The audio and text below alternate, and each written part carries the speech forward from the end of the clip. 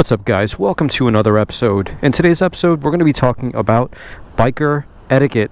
And I'm going to tell you guys what I've learned in the last 5 years about motorcycling and some of the things that may be helpful for you on the road as well as traveling with your buddies.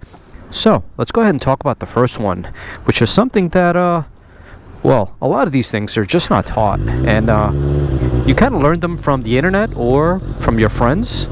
And sometimes you just learn it through wisdom. Now you see what I just did right there? That was a policeman. He was just hanging out like I was. And that's one of the things that we're going to be talking about as well. But that's going to come later. But anyway, the first thing I want to talk to you about is something that is pretty common amongst bikers. And I learned this kind of in a surprising way because I had no idea this actually existed. But it's the wave. Sometimes people literally just wave you, like they do this.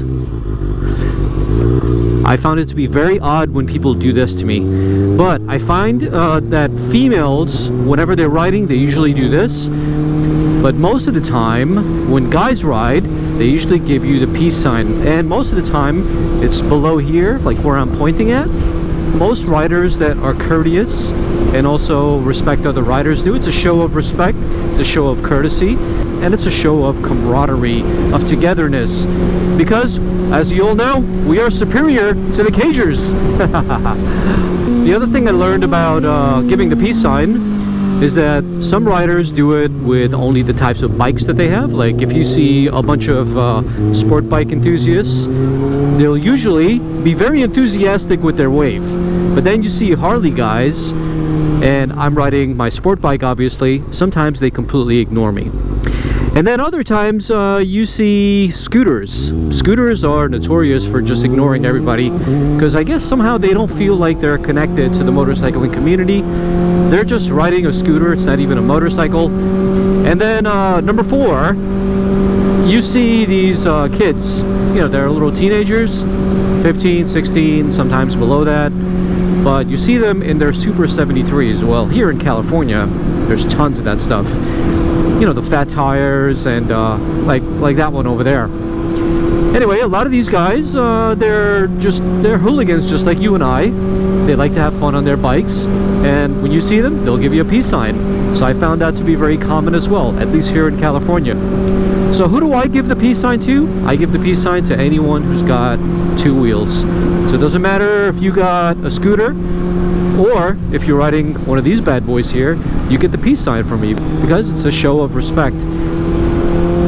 But not everybody's like that. Some people will only do it to Harleys, and Harley riders are notorious for only waving other Harley riders.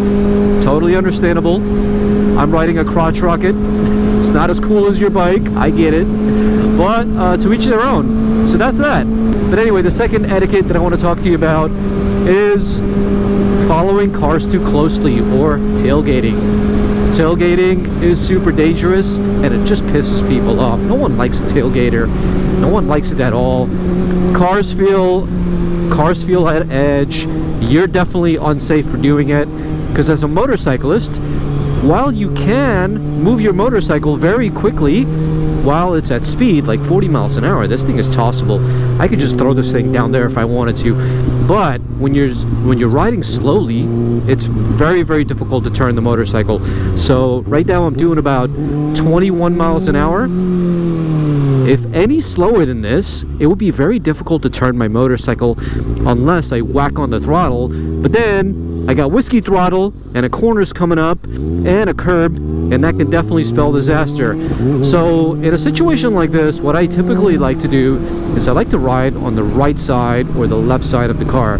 Considering that, be careful, considering that on the left side here, there's a closure and I won't be able to escape, what I'll usually do is I'll choose the right hand side and I'll position myself right here and I will wait like right over here. This is about a good car length away from the guy in front of me.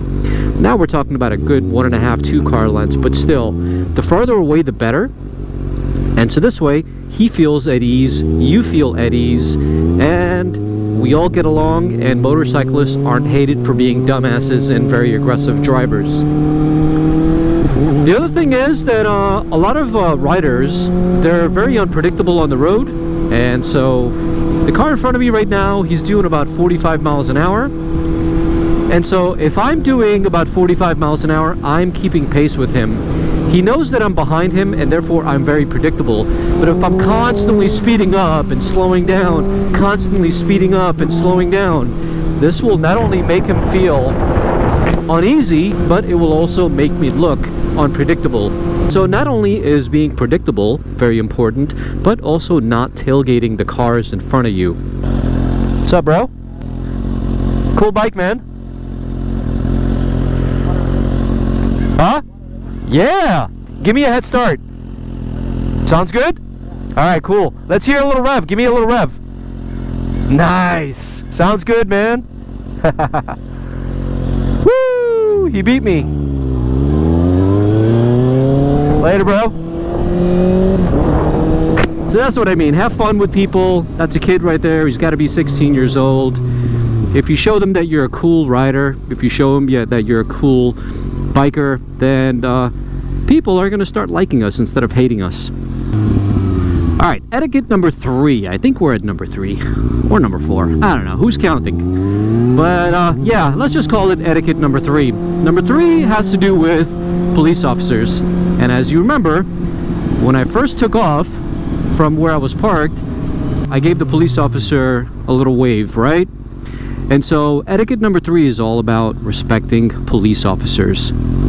They got a job whether you like them or not, and their job is to protect and serve. Sometimes they protect, sometimes they serve, sometimes they don't protect or serve, but I would say most of the time cops are good people. And so I always respect cops, and every single time I see a cop, I always wave. That cop might end up pulling me over one day, and if he pulls me over, he's going to remember that. He's going to remember that cool gesture when I waved him or gave him a peace sign or just, you know, a little head nod or whatever. So when you're out and about and you see police officers, always give them a wave sign. They know the drill.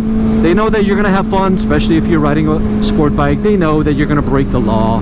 They know that you're going to twist the throttle a little heavy sometimes. And so they're privy of every single thing that goes on the road. It's their job. That's what they do for a living. So don't make it look like you're hiding anything from them, because you're not. But at least be upfront with them. By being upfront and honest and just giving them a peace sign and just saying, "What's up, guys? Hope you're having a great day just like I am," because that's all it really means to them. If and when that cop ever pulls you over, he's going to remember that sign of gesture. Also, just by giving the cop a peace sign or what's up or a head nod or whatever, it also shows that you're not doing anything illegal. Because if you were doing anything illegal or you were attempting to do something illegal, you'd probably run away from the cops, right? Or you would probably evade them or not even acknowledge them. But by acknowledging them, they know that you're a good person and that you're not exactly up to no good. Anyway, I'm gonna stop here for a second and enjoy the beautiful view here. Unfortunately today's a little cloudy. In San Diego we got something called May Gray and June Gloom. So this is the May Gray that I typically don't like. There's a cool guy fishing over there. I wonder if he caught any fish. I don't know you can catch fish in shallow water. Interesting. A few moments later. Alright, I lost count here, so we're not going to number the rest of these, but here's another one for you. It's all about riding with other bikers, or seeing other bikers on the road and passing them. So, this etiquette is all about not passing other bikers aggressively. If there's one thing I don't like, not only just about cars, but about riders themselves, is passing me or me passing them aggressively. So what I always do is I like to give cars and I like to give bikers enough space. When you're riding in a group, ride in a staggered formation, meaning that your bike is here, their bike is somewhere in the back or in the front, but you're in a staggered formation. And so when you're passing, make sure that you're doing it on a separate lane or make sure that you're doing it around the biker. But I don't recommend passing the biker in the same lane. So if you're in this lane and you got enough space to pass him, this is not a racetrack. In a racetrack environment, totally doable. But on the street, it is not recommended to pass somebody in the same lane. make sure you're doing it in a separate lane, especially if you don't know the person. If you don't know the person, passing somebody in the same lane is very disrespectful. So don't be surprised if you get some aggression from the rider. Speaking about aggression, this one's all about cars. When it comes to cars and your safety, do not be aggressive with drivers. Number one, their car weighs in excess of 3,000 or 4,000 pounds, and your bike, just with a little bit of push, can fall over. And so I don't recommend messing with cars, and I don't recommend messing around with drivers, okay? When they're behind the wheel, they got an airbag system covering them all around. Road rage and aggression is something that you should be really, really careful with, and it's just not worth it at the end of the day. It ruins your day, it ruins everyone's day. It could turn into a catastrophe, an accident, or anything for that matter. So when it comes to road aggression, just let it go. It's just something that you probably will not remember the next time you ride. In the beginning, in the heat of the moment, the emotions are high, the testosterone is fueling, and you're just very, very upset. Acknowledge the fact that you're upset. Acknowledge the fact that you have no control over the situation, because what happened has happened. There's no way to go back. Maybe they didn't see you. Maybe you didn't make yourself obvious enough for them to see you. All sorts of things. Tomorrow will be another day, and this too shall pass. That's how I usually see things. Of course, this is going to be very difficult to practice, but it's one that if you just ignore 1 or 2 times, it becomes a habit, and then after a while you'll start noticing that those type of situations don't present themselves anymore. Because a lot of the times, if we make ourselves obvious to other drivers, if we give other drivers, like I am with this guy, enough room, space cushion, or whatever you want to call it, and not tailgating them, positioning yourself in the left side or the right side of the lane like I have, he'll be able to see you. You'll be able to become a lot more predictable to other drivers, and so a lot of these things, they'll stop happening. And quite frankly, this kind of stuff, since I've been a beginner rider, hasn't happened to me, only because some of these things either come from wisdom or you can learn from a video like mine. Speaking of learning from a video like mine, did you know that I'm the founder of Motorcycle Mastery? It's an 11-module course where I teach new and returning riders how to ride a motorcycle and get them comfortable on their motorcycle. So if you are a brand new rider or someone who's returning to the motorcycling world, welcome! This is a wonderful world of riding. And in this channel, I teach you all about that, and I have a course dedicated to teaching you everything I've learned in the last 5 years. So, link down below, go check it out. Anyway, the last thing I want to talk to you guys about is this. Check this out. Listen to how great this bike sounds. Oh, baby. And so, etiquette number, I don't know, let's just call this one number 7. Don't rev bomb, okay? Don't do it. Rev bombing is simply obnoxious. If you got one of those straight pipe bikes, or if you just got one of those bikes that are extremely loud, like my previous RSV4 that had the shorty muffler, that was probably one of the loudest bikes in all of San Diego. Quite literally blew my ears off every single time I rode that bike. I never had to rev bomb that bike because just standing there in neutral, that thing was loud as AF. But anyway, rev bombing is obnoxious, and it's something all newbies, when they get their bikes, do, and no one really likes it. And if you're going to do any kind of squidding like that, I consider that part of squidding, make sure it's somewhere abandoned, make sure it's somewhere quiet, make sure there's no one else around, make sure it's just you or a couple of buddies, and you pick that day out to be a hooligan. And you're not being a hooligan and a squid because it was a random day in your life and you just wanted to do it on that day and that time. There's a time and place for everything, and so I'm not saying that you shouldn't rev your motorcycle, because damn, my bike, as you heard, sounds absolutely amazing, and I'm sure yours does too. But there's a time and place for it, and these days with all cars being so damn quiet, like see the Tesla in front of me, even the gasoline powered cars are very quiet these days. But anyway, your bike can be heard from a mile away, I guarantee you. And rev bombing is just something that is frowned upon. So, highly recommend you don't do it.